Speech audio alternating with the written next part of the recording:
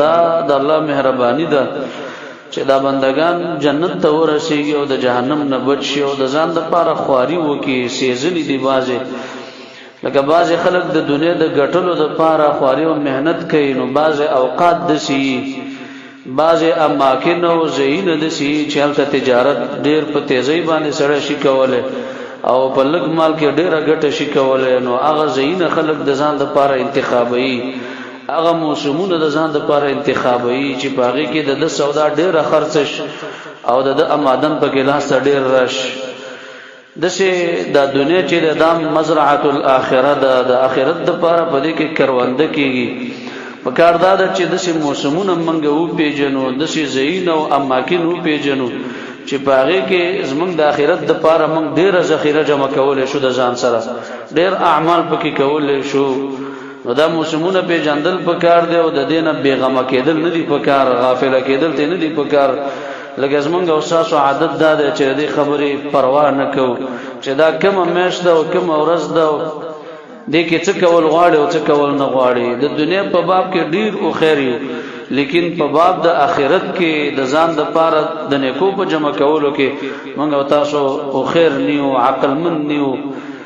او دا د کافرو صفت دی چې الله عز وجل په قرآن کې بیان کړی دی، او د کافرو دا صفت موږ او تاسو ته را نقل شوی. الله فرمایي یعلمون ظاهرا من الحیاة الدنیا وهم عن الآخرة هم غافلون.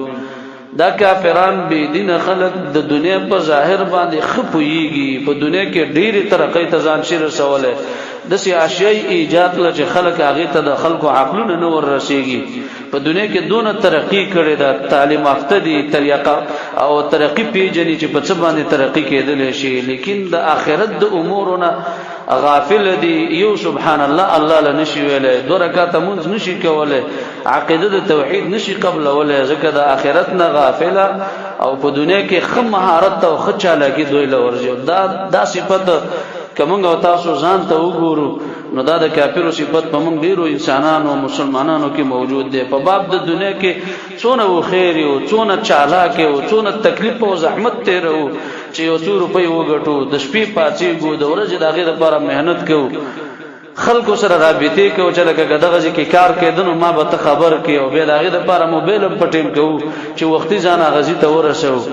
لیکن د علماو نه موږ پوښتنه ونه کړله چې آخرت زما په څه باندې جوړېږي، الله ته زه په څه باندې رسېږم، په کومو کارونو الله ډېر خوشحالېږي زما نه. د دې خبرې فکر او سوچ هم ونه کړ، هغه ځایونو ته هم ځان ونه رسو. موبایل هم د دې دپاره په ټیم نه کړ چې چربانګ ټیم دا او د سهار مونځ دا ډېر بهترین دی، الله ته ډېر خوښ دی، الله پې ډېر اجر بندله ورکوي چې دا رانه ضایع نه شي، دا رانه چېرته خراب نه شي، په دې کې وده پاتې نه شم، په دې کې غافله چېرته نه یم. د دې خبرې احساس د ډېرو انسانانو سره نشته دی. حال دا دی چې دلته د هر قسمه عمل وکړو، قیامت کې د هغې بدله میلاویږي. وقل اعملوا فسيرى الله عملكم ورسوله. الله فرمایي ای نبي دې خلکو ته ووایه عملونه کوئ چې څه قسمه عمل کوئ، فسيرى الله عملكم ورسوله. زر دی چې الله او د هغه رسول به ستاسو عمل ویني، الله ته خبر دی، نبي چې ژوندی هغه به ستاسو عملونه ویني، مؤمنان یې ویني چې تاسو ښه عملونه کوئ که بد عملونه کوئ. او الله عز وجل وستردون الى عالم الغیب والشهاده. زر دی چې داسې الله ته به ور وګرځئ چې هغه ستاسو په پټو په ښکاره ټولو اعمالو باندې خبردار دی. فینبئکم بما کنتم تعملون.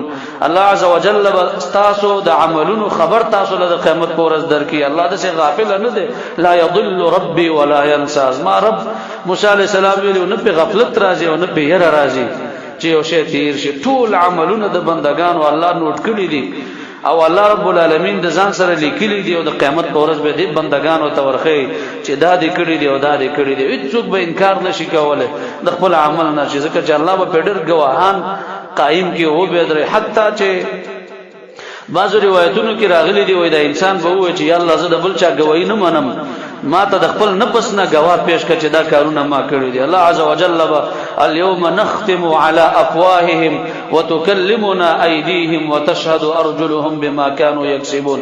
الله فرمای په خپل باندې بوله مهر ولګوم او لاسونو خپې به خبرې شروع کی. حدیث کې راځي اول چې خبرې کوي د انسان د پتون به خبرې وکي، ورون به خبرې وکي چې کوم کارونه پکړي دي، کوم ناروای پکړي دا به گواہی ورکي چې الله دې بنده په ما باندې دا عمل کړی.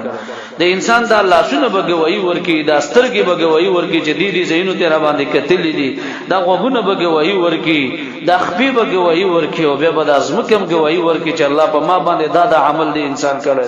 یومئذ تحدث اخبارها بان ربك اوحى لها. الله فرمایي د قیامت په ورځ به زمکم خبرونه بیانې د دې د وجه نه چې الله ته وحی کړی دا، امر وته الله کړی دی چې زمکه توای خبرونه چې تا باندې د انسانانو خکړي دی او کبه دې کړی دا ټول به دا کې وای نه ورکی. دا به څه حال ازما عزت مند چې یو انسان یو ګناه کړی یو د اندامونم گواہی ورکي او به د ازمکم گواہی ورکي چې په کوم ازمکه باندې ولاړ دي او د ملائکو کتابونو کې لیکل شوی دا هغه ملائک هم گواہی ورکي او هغه ویډي هم د انسان ته خود لريږي چې د عمل ویډي دغه چې د عمل دې کړه. دا ډېر د شرم ورځ د زما عزت مند چې انسانانو د الله نه پرمانه نه کړي او دا ټول کائنات زمونږ په خلاف باندې، زمونږ په نارواو باندې، زمونږ په ګناہونو باندې د الله په دربار کې گواہی ورکي. الله دې دغه شرم نه موږ وساتي. د دې د وجنه اهل علم د یو آیات دلاندې دا فائدہ لیکلې ده سورته حمیم سجده کې چې کله یو سړی د څلورو شیانو نه حیا وکړه د شي انسانانو کې به تقوا راشي، د الله عزوجل یره به پکې راشي. دا حیا د ټولو بندگانو د لپاره پکار ده چې وي یو الحیاء من الله. په ټولو کې غوړه ده چې سړی د الله عزوجل نه حیا وکړي. د الله نه حیا چې ته یو عمل کې د الله نظر په ځان حاضر وګڼه چې رب ته ماته ګوري زه څنګه د عمل وکړم.